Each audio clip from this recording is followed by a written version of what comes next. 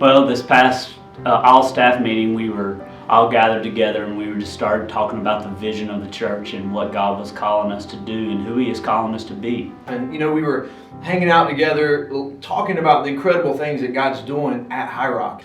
But then Pastor Ray said we needed to have a serious conversation.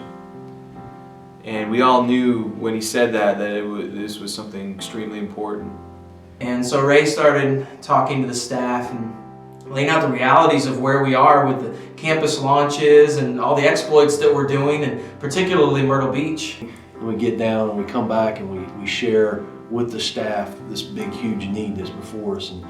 And quite frankly, we had expended all the funds that we had from the Send campaign. And so we just did the only thing that we knew to do.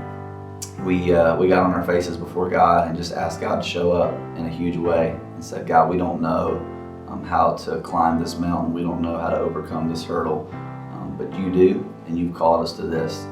So we just got on our faces and asked God to show up. We had some lunch, and right after lunch, it was only like 10 minutes after we started praying. While we were eating, Pastor Ray got an email. I heard Doug Irvin, our executive pastor, yell, "Hey, everybody, shut up." As he read that email, we learned that a member of our church made a decision by themselves, them and their spouse, to commit over $150,000 to Myrtle Beach. And one of the things that I noticed first was how quiet everyone became. It blew us all away. For a minute, everybody I think was half stunned, like, wow. I saw people crying. I saw people just looking in disbelief that this had just happened. In 10 minutes that this had happened. The place erupted. It was ridiculous. The celebration that was going on, the praise. And after that, it was just this outpouring of gratitude and renewed strength and faith in what we believe God is doing in and through High Rock Church. We just had to go into the auditorium, and we just went in and just sporadically we just started singing and worshiping God. And we started singing and praying and speaking words of encouragement to each other. Probably something like an hour, I don't even know. It was just such a time of rejoicing. And it was, again, an affirmation of the fact that He has called us there. And if He hadn't, things like this wouldn't be happening. We feel like Myrtle Beach was definitely one of those areas that God called us to.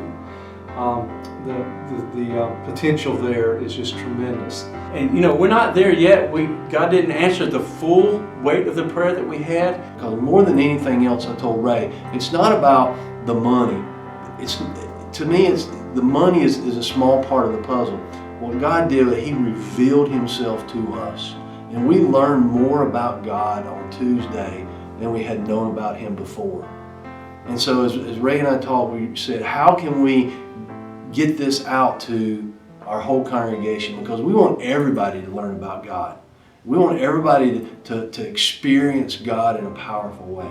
And so this is our prayer as we pray to meet this great need, that we're going to see God do this together. And then as a church, we're going to grow together in understanding who God is.